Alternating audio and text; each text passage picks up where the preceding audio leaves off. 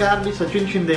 आपण पाहताय आपल्या परिसरातील सर्वात जलद आणि विश्वसनीय बातमीपत्र सांगणारं महाराष्ट्र लाईव्ह हे यूट्यूब चॅनल। आपल्या ह्या यूट्यूब चॅनलमध्ये तुम्हा सर्वांचं मनपूर्वक स्वागत। चला तर मग आता पाहूया आजच्या घडीची सर्वात मोठी बातमी सविस्तरपणे। श्री संत तुकाराम महाराजांच्या पालखी रथाला आणि चौघडा गाडीसाठी जुंपण्यासाठी प्रथम श्री संत तुकाराम महाराज संस्थानच्या वतीने स्वतः बैल जोडीची खरेदी करणार असल्याचे रविवारी 18 तारखेला प्रसिद्धीद्वारे जाहीर केले आहे। त्यामुळे प्रचलित बैलजोडी निवड प्रक्रिया आणि रथाला बैलजोडी जुंपण्याचा मिळणारा मान ही प्रचलित प्रथा यंदा प्रथमच बदलली जाणार आहे। यंदा संस्थानच्या नवनिर्वाचित पालखी सोहळा प्रमुख आणि विश्वस्त मंडळाने प्रथमच संस्थानच्या वतीने बैलजोडी खरेदी करून त्यांना रथाला जुंपण्यात येणार असल्याचा निर्णय घेतला आहे।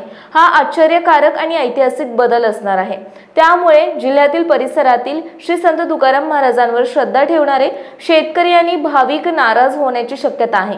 पालखी रथाला बैलजोडी जुंपण्याचा मान मिळणे म्हणजे त्यांच्या दृष्टीने भाग्याचे होते। श्री संत तुकाराम महाराजांचा पायी पालखी सोहळा 18 जून पासून पंढरपूरकडे श्री क्षेत्र देहुगाव येथे प्रस्थान ठेवणार आहे। या पार्श्वभूमीवर पालखी सोहळ्याची तयारी सुरू झाली आहे। यातील एक भाग बैलजोडी निवड करणे आणि संबंधित बैलजोडीला श्री संत तुकाराम महाराजांचा पालखी रथ ओढण्याचा मान देणे हा होता।